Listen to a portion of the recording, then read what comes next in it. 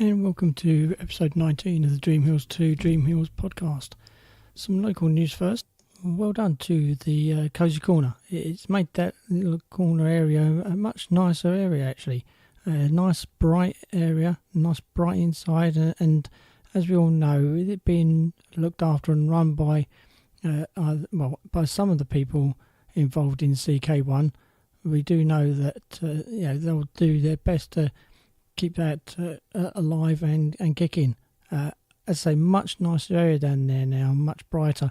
I'm not saying that it wasn't there before when it was Doolan's, but as I say, I think it's just made it a much nicer, brighter, cleaner area for everybody to go and enjoy themselves.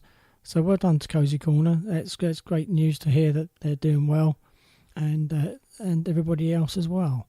So well done to all of you. Carry on the good work. It's great news down there. Well done. Nice to see that the road's now been re-tarmacked on the main road outside Via Park 3 and all the way along there. So well done on that. They'd been in the UK. They'd still been doing it even now. So yeah, that's good news. It's made it a lot safer as well, I think, as well.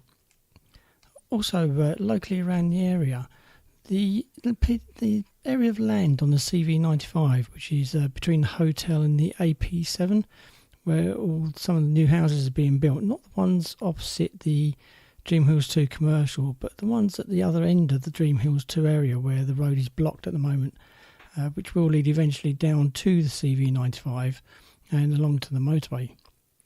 I did notice while I was out there this week for a couple of days, there is going to be a little commercial centre on that piece of land as well for the houses being built in that area. Now, from what I saw, it didn't look like to be one with any sort of supermarket or anything. More like individual units, a bit like the ones on Dreamhills 2, not like Via Park 3 or Via Park 5. But obviously, a supermarket or shop like Aldi's or any of the other discount supermarkets, that can be ruled out.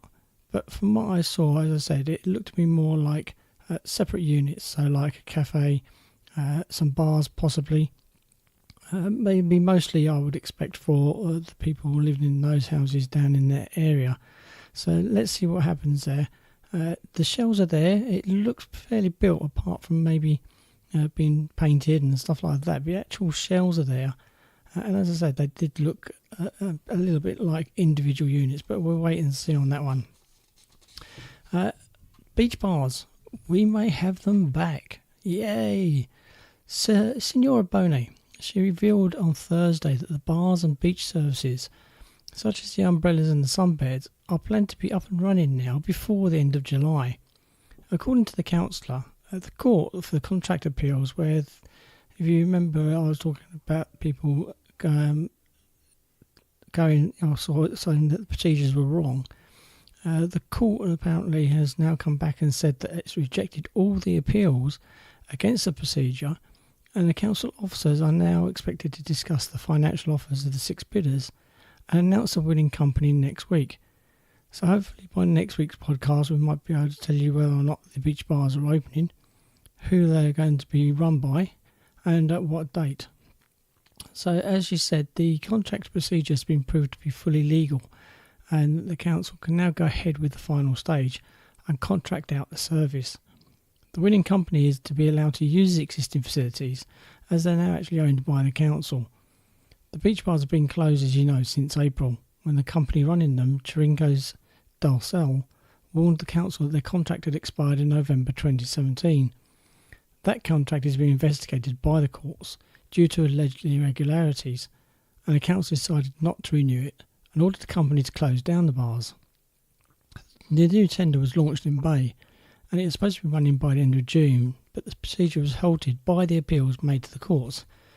Now, one of those 6 people, or 6 companies that have gone forward to try and take over the beach bars, one of them is actually Chiringo's Dalcel anyway. So let's see, it'll be a little bit a funny one there if they've actually won the contract to supply the beach bars again. So they are one of the companies, and also the Sunrise Bar, they've put forward to actually run the beach bars as well. It all seems like beach news this week. Torrevieja, they've taken the lead now on dog beaches.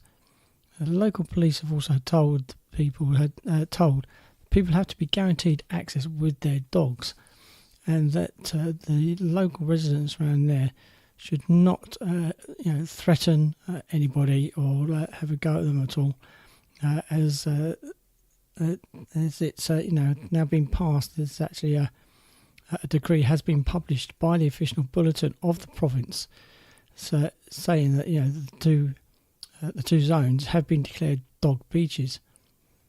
On Sunday, though, around 50 people held a protest on the beach at Punta Margarela to urge the council to abandon the initiative and pick a different spot. They've collected 400 signatures and will hand their petition to the town hall. The demonstrations threatened that if the council does not back down, then they will take further action.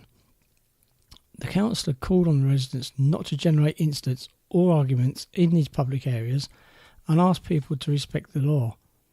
We know not everyone agrees with this move, but we have almost complete consensus between the political parties that we should have these public areas in our town.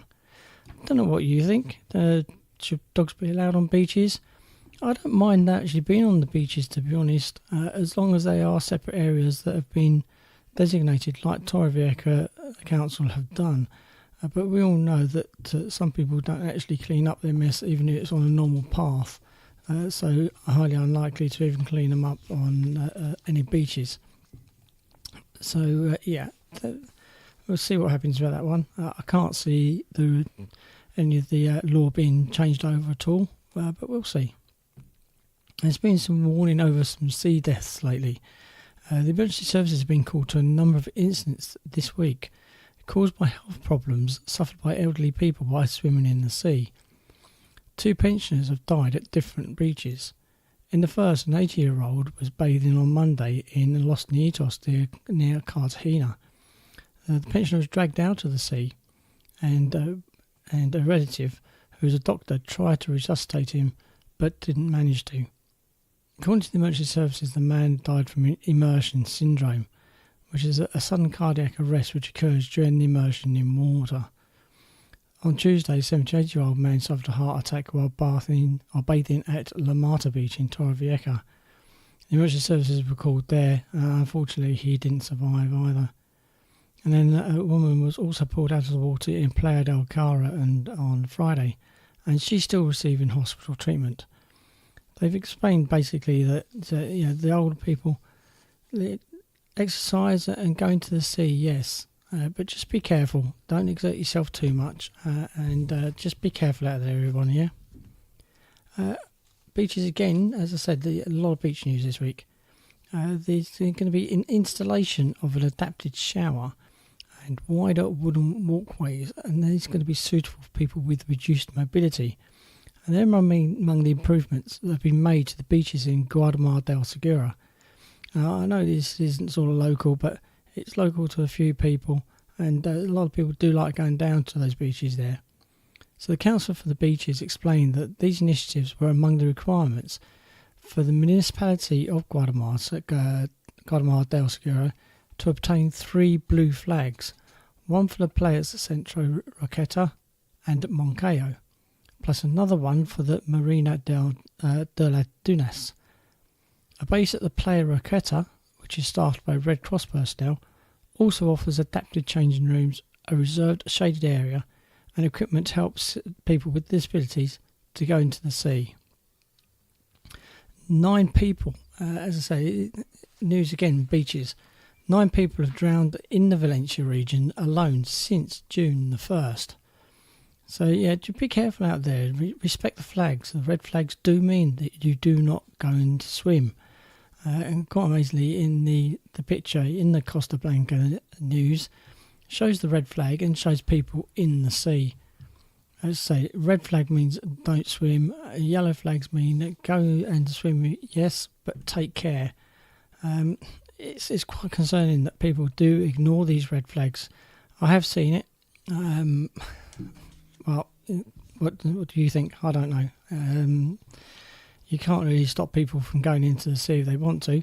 But then again, the red flag does say don't, and you go in there. A loggerhead turtle.